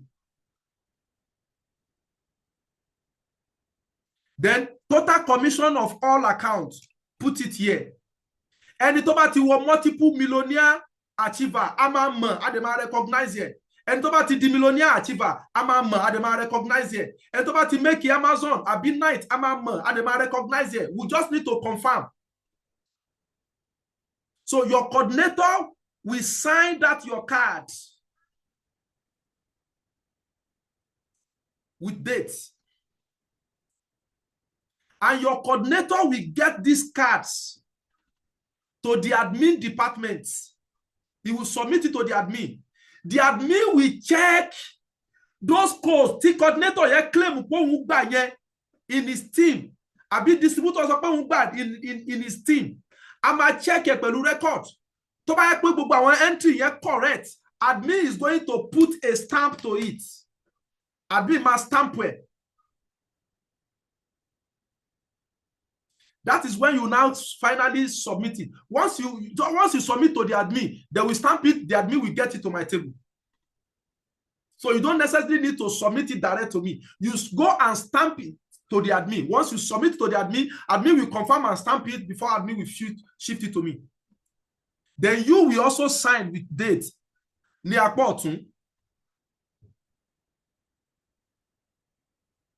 So Ari coordinators sign and date at your own sign and date. Ari yes space Africa le ibeni stamp administrator mawa, the office stamp mawa.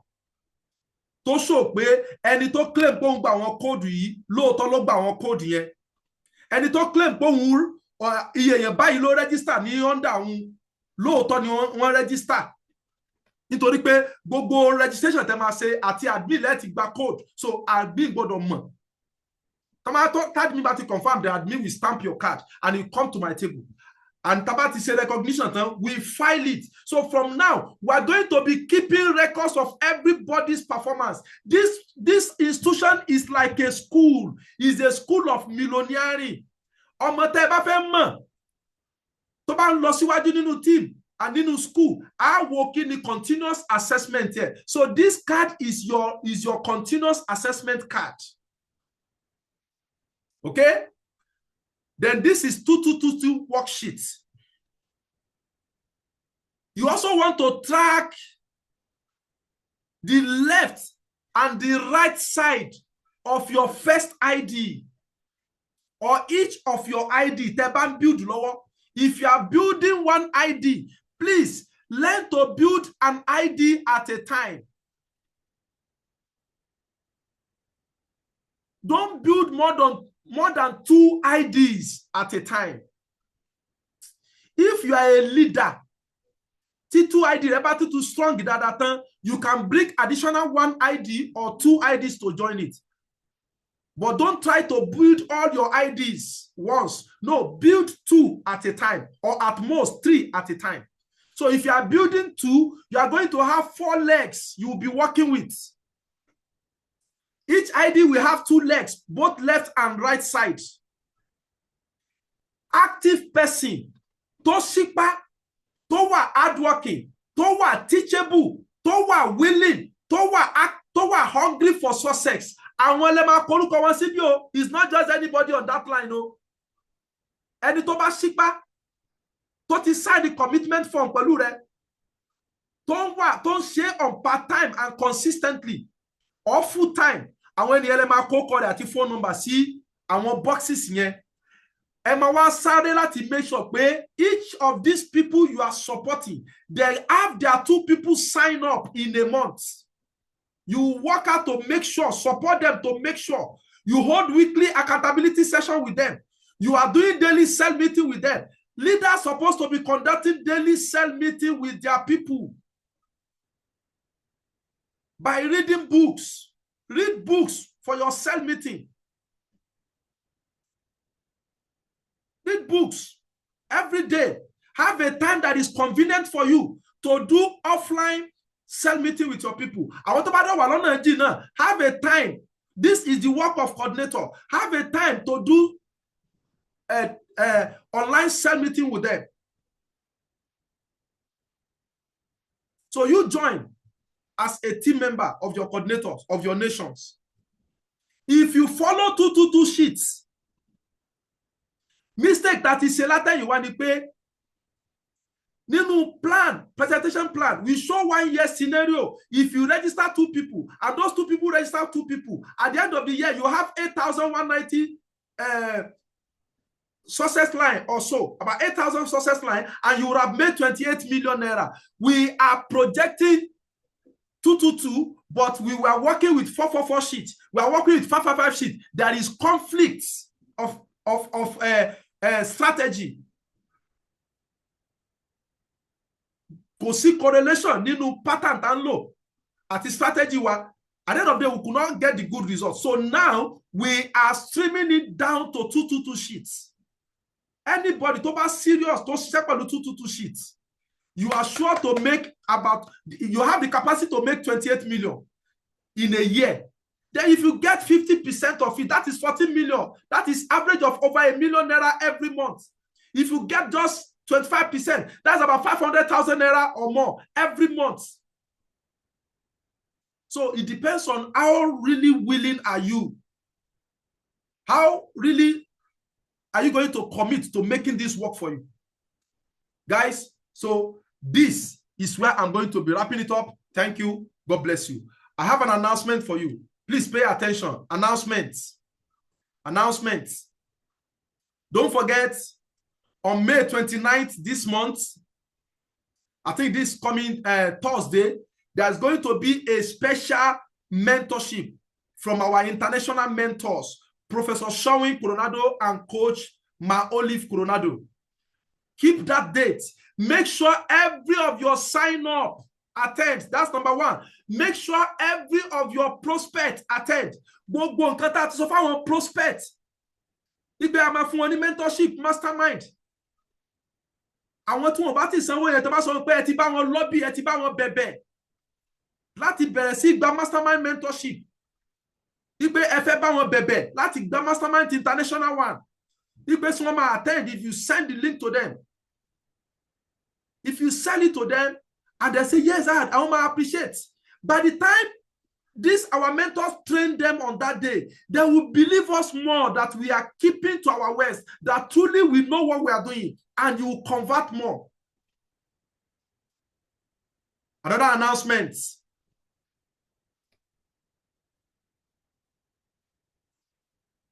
Our Wedding Queen Summit is on the way. Our Wedding Queen Summit is on the way. And it is on June 12th. June 12th, make sure you are registered for, if you are a female in this business, this is a special Virago project. Virago project is very, very, very special to my heart. Have this special place for Virago project. I don't know why. Do you notice that on my personal Facebook account, it is Virago project that I use as my cover page there permanently. Permanently. I'm not removing it for anything, not even for Design Your Life projects. Virago projects. Virago project has a special place in my heart. I want Virago project to work out. I won't believe, pàtàkì obìnrin ó pọ̀ gan láwùjọ. Obìnrin ṣe pàtàkì gan láwùjọ. I can tell you this because I am a family man. I can't imagine how my house will look like without my wife by my side. I can't imagine. I can't imagine how the life of my children will be without my wife being there. The women are the organizers of our homes. They are the strategists of our homes. That if they are the master planner and strategists of our home, then women are the master planner and strategists of our nation. Build a woman, you build a nation. Empower a woman, you empower a nation. That is why Virago project is very special. Please, I beg of you, you females, champion this cause. I am not a female. That is why Timmy will say the Virago project, no need to project it. Even though if I try to do it, people will say, but which one is your own? Are you a woman? But then you'll be sorry. They launch the campaign powerfully. They champion it. It will work faster. You are going to make more impact. I 100% believe in Virago project. We want to build women that will be making nothing less than $1 million every single month. Monthly millionaire. Look at these beautiful faces you are seeing on your screen right now. Look at these beautiful faces that you are seeing on your screen. Look at them. Why wouldn't they make $1 million every month? And there are many other beautiful faces out there on this page that you are listening to me or you are watching this right now, and you are a female. Be part and parcel of Virago project. Be a Virago ambassador. Be a crazy participant. Be totally sold out for our Virago project. Go and register for this project if you have not registered to it. We are holding it for the first time in Diamond Arena. We have never used Diamond Arena, and I am happy. Diamond Arena is a new arena in Ilorin, one of the most beautiful, arenas in Ilorin. Newly built, very powerful central place.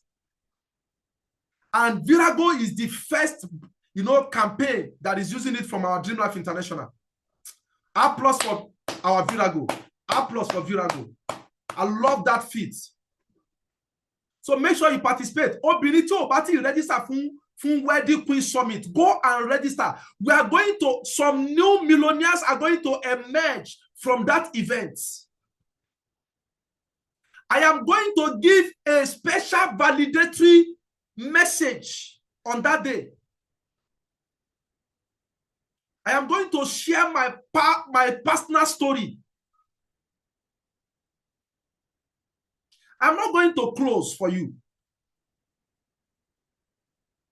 Or if I decide to, if I wish to, I may decide to close part of the closing. We are going to have our closer, but at least I'm going to do a kind of a partial closing, no, paving the way for the closer. Sharing my view of this vision of Virago project to the audience. Then leave the stage for the closer to come and kill the close powerfully. You cannot afford to miss out on this Virago project, the Wedding Queen Summit 2.0. Wedding Queen Summit 2.0. It's going to hold at Diamond Arena. Go and get your ticket now. The ticket is 10,000 naira for now. For now. Tó bá ti di on the 5th of June. 5th of June. Tó túmọ̀ sí pé ó kù ìjọ́ méje tá fi ṣe event yẹn. The ticket is going to be 15,000 naira. Kò là ń jẹ atare sí. Tó bá ti lè register láti sí lọ ní 10,000 lẹ́gbẹ̀ẹ́ kẹjẹbújẹjẹ, you are going to pay 15,000 naira as from the 5th of June. And I tell you what, that day, oh, it's going to be a day of feast of coals. Àwọn yẹn máa gba ìyálàyà code níjọ́ yẹn. I can see all our Virago leaders, the Virago, executive, they are really planning it. They are giving it their all. And by God's grace, Allah will bless that event. So make sure you go and register. Go and pay for your own ticket now before it is too late. The last announcement, but not the least, is our Capital Power Symposium. That one is coming in July. That one is coming in July. If you are a male, ẹ lè sanwó eléyìí kalẹ̀. Èyí tẹ́ bá jóbìnrin náà tẹ́ bá lágbára rẹ̀, ẹ lè sanwó eléyìí náà kalẹ̀. But if you are a female, I beg of you, focus on Virago project first.